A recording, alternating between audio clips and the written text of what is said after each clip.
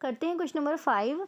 दी गई आकृति में यदि A B parallel C D, यानी कि आपको ए बी जो है वो सी डी के पैरेलल यानी समांतर दी गई है, और ई एफ यानी ये वाली जो लाइन है वो डी क्यू के पैरेलल यानी समांतर दी गई है। अब आपको कौन कौन से निकालने हैं? एंगल पी डी क्यू, एक एंगल आपको ये निकालना है, angle A E D, angle A E D यानी कि एक एंगल ये निकालना है, और एंगल डी ई एफ ये वाला भी निकालना है, एंगल ए ई बी।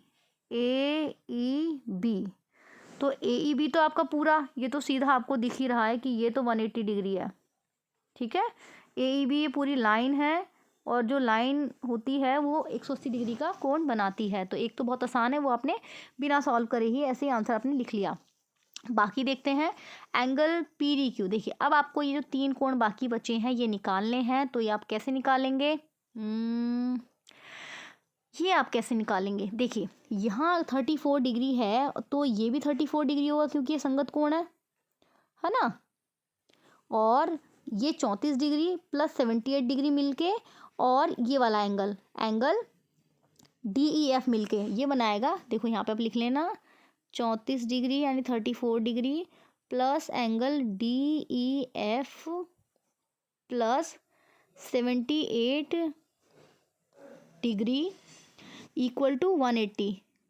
और इनका हमें रीज़न भी लिखना होता है, साइड में हम ब्रैकेट में लिख देंगे क्या कि रैखिक युग्म, ठीक है। तो angle D E F plus 78 और 34 कितना हुआ?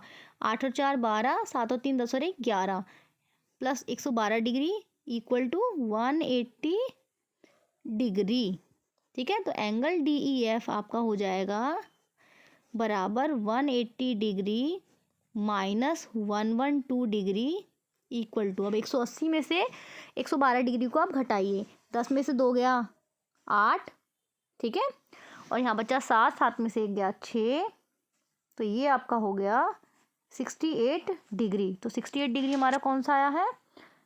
एंगल डी ई एफ, ठीक है। तो ये लास्ट वाले 2 हमने एंगल निकाल दिए हैं। इसके बाद देखते हैं, देखिए इसके बाद हमें निकालना है एंगल ए ई, हाँ एंगल ए ई डी भी तो हमने यहाँ पर निकाल लिया, तो यहाँ पे हम ये भी लिख देंगे 34 डिग्री। तो 3 हमने कैलकुलेट कर लिए हैं।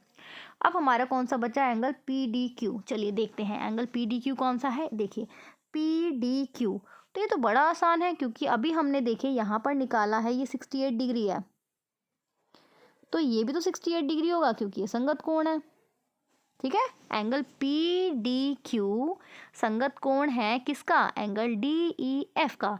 तो सारे एंगल आ चुके हैं, इनको आप अच्छे से शब्दों में लिख लेना। क्वेश्चन बहुत आसान है, आई होप सभी को समझ आ गया होगा।